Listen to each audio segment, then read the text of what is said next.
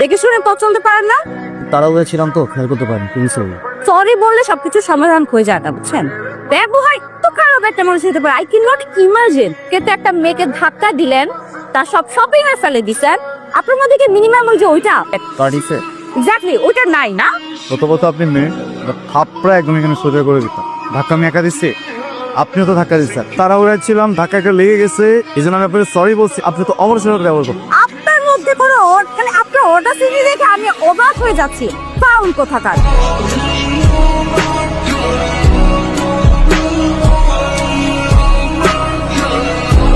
এই ছেলে, তুমি এখানে দাঁড়িয়ে বেয়াদের মতো সিগারেট টানছো কেন? আসসালামু আলাইকুম।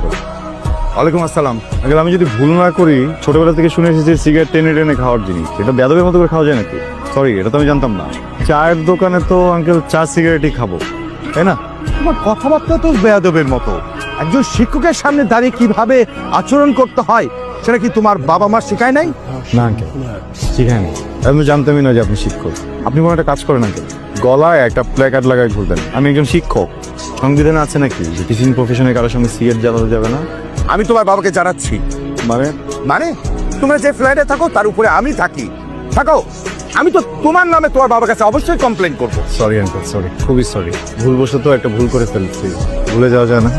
আজকে একটা বেয়াদব মেয়ের সাথে দেখা হয়ে গেছিল আঙ্কেল। এত বাজে বাজে কথা বলছে আঙ্কেল, আমি পুরো লস্ট হয়ে গেছি, আমি ফ্রাস্ট্রেটেড হয়ে গেছি আঙ্কেল। স্ট্রেসে পরে না পেয়ে রাগে আঙ্কেল আমি সিগারেট খাচ্ছি। বিশ্বাস করেন, আমি এগুলো সিগারেট খাই না আঙ্কেল। আর সিগারেট খেলে মাথা ঠান্ডা হয়, এটা তোমার কে বলেছে?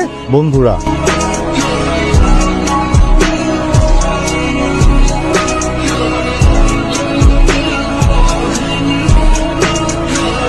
এই হ্যালো, হাই, এক্সকিউজ মি, ডান। আপনার তো সাহস কম না? কি আমাকে ফলো করতে করতে বাসায় চলে আসছে আমার? আমি দেখেই বুঝতে পারছি যে আপনার একটা ঝামেলা আছে। আপনি কি প্রোটন? আমি যদি সহজ মস্তিষ্কে সহজ ভাষায় বলে আপনি আমাকে ফলো করতেছেন, উত্তর আছে কোনো? আপনার না ইমিডিয়েটলি একজন সাইকিয়াট্রিস্টের কাছে যাওয়া উচিত। এটাও হতে পারে আপনি অনেক মিথ্যা কথা বলেন। আপনি হয়তো এখন বলবেন আপনি এই বাসাতেই থাকেন। আমি এই বাসাতেই থাকি। ফ্ল্যাট নাম্বার কত?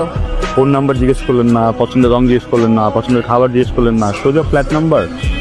আপনার চেহারাটা আয়নায় দেখেন, যে বাদরের মতো চেহারা। এই চেহারা দেখে কোনো মেয়ে, আমি তো দূরের কথা, ফোন নাম্বারও চাইবেন আপনার, ফ্ল্যাট নাম্বার তো দূরের কথা। একদম ঠিক কথা বলছেন, বাদরের মতো চেহারা না, বুঝছেন?